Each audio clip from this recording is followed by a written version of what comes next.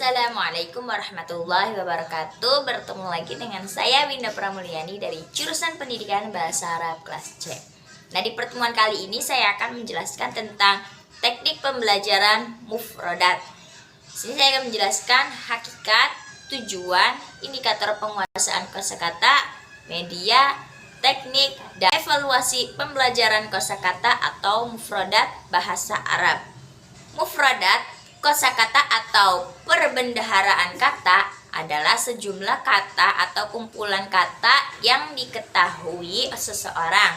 Pembendaharaan kata seseorang dapat dikatakan sebagai himpunan kata-kata yang dikuasai dan dimengerti oleh orang tersebut yang dapat digunakan untuk menyusun kalimat baru. Mufradat merupakan salah satu unsur bahasa yang penting karena ia berfungsi sebagai pembentuk kalimat dan wacana. Nah, mufradat juga merupakan kumpulan kata yang membentuk bahasa yang diketahui seseorang dan dapat digunakan dalam berkomunikasi baik secara lisan maupun tulisan. Selanjutnya kita lanjut pada hakikat. Nah, posisi mufradat dalam sistem bahasa Arab tidak hanya terkait dengan makna kata per kata, tetapi juga berkaitan dengan ragam dan variasi bentuk mufradat itu sendiri yang secara gramatika mempunyai kegunaan masing-masing. Maka mufradat dapat diposisikan pada level fonologis atau ketika dilafalkan, morfologis atau dilihat dari sisi bentuk kata, sintaksis atau saat dimaknai dari posisi struktur gramatika, semantik atau dilihat dari konteks makna, dan siyak gair lugawi atau konteks non-linguistik, sosial, budaya, politik, dan sebagainya. Jadi pada hakikatnya mufradat itu termasuk unsur bahasa yang penting dan tidak boleh dipandang sebelah mata dalam proses pembelajaran bahasa Arab. Selanjutnya tujuan. Nah, tujuan pembelajaran mufradat yaitu yang pertama mengenalkan kosakata baru baik dalam teks tertulis atau qiraah maupun dalam wacana lisan atau istima'.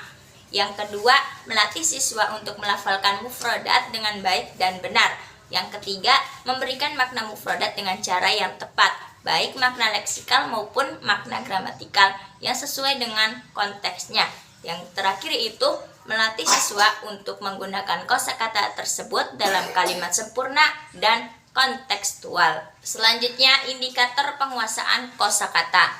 Indikator penguasaan mufradat dalam konteks pembelajaran bahasa Arab bukan terletak pada seberapa banyak mufradat yang dapat dihafal di luar kepala, melainkan terletak pada kemampuannya untuk menggunakan mufradat atau kosakata secara tepat, baik dalam memahami atau teks tulis dan wacana lisan, maupun dalam berekspresi atau lisan dan tulisan. Selanjutnya media. Media yang digunakan yaitu media gambar. Media gambar karena siswa lebih menyukai gambar daripada tulisan, apalagi jika gambar dibuat dan disajikan sesuai dengan persyaratan yang baik. Sudah tentu akan menambah semangat siswa dalam mengikuti proses pembelajaran. Selanjutnya, teknik pembelajaran mufradat.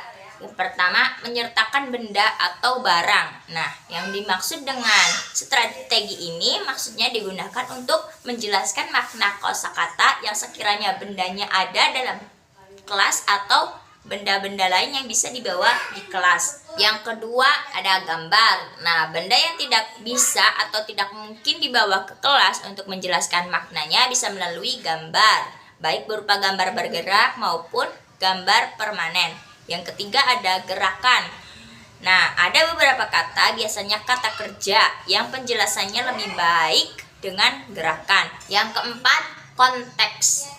Ada juga kata-kata yang penjelasannya memerlukan konteks atau dibuat dalam kalimat sempurna. Yang kelima, sinonim. Bisa juga menjelaskan makna kata dengan menyebutkan sinonimnya atau yang sama fungsi gramatikanya dengan syarat kata-kata itu sudah dikenal oleh siswa. Nah, menjelaskan makna kosakata dengan menggunakan sinonim harus memperhatikan kesesuaian kata. Jika kata baru yang dijelaskan itu berupa kata kerja, maka sinonim yang diberikan harus kata kerja juga. Begitu juga untuk kata benda dan huruf. Yang keenam yaitu antonim. Bisa juga menjelaskan makna kata dengan dengan menyebutkan kebalikannya dengan syarat kata-kata itu sudah dikenal oleh siswa. Yang ketujuh yaitu definisi. Bisa juga menerangkan makna kosakata dengan menyebutkan definisinya, misalnya haut atau binatang laut yang paling besar. Yang kedelapan, tarjamah. Nah, langkah terakhir untuk menjelaskan makna kosakata adalah dengan terjemahan ke bahasa siswa. Langkah ini bisa digunakan untuk menjelaskan kata yang tidak dapat dijelaskan dengan cara-cara yang lain. Nah, selanjutnya penjelasan yang terakhir yaitu evaluasi pembelajaran kosakata atau mufradat bahasa Arab. Yang pertama ada tes penguasaan mufradat yang bersifat pasif reseptif, dan yang kedua ada tes penguasaan mufradat yang bersifat aktif produktif. Tes jenis pertama bertujuan untuk mengukur tingkat pemahaman siswa terhadap arti mufradat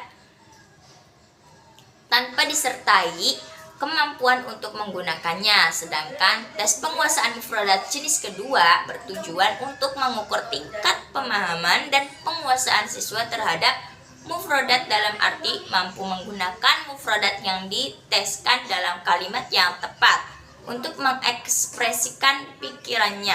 Nah, mungkin sekian teman-teman penjelasan dari saya tentang teknik pembelajaran mufradat. Kurang lebihnya mohon maaf. Wabillahi taufiq wal hidayah. Wassalamualaikum warahmatullahi wabarakatuh.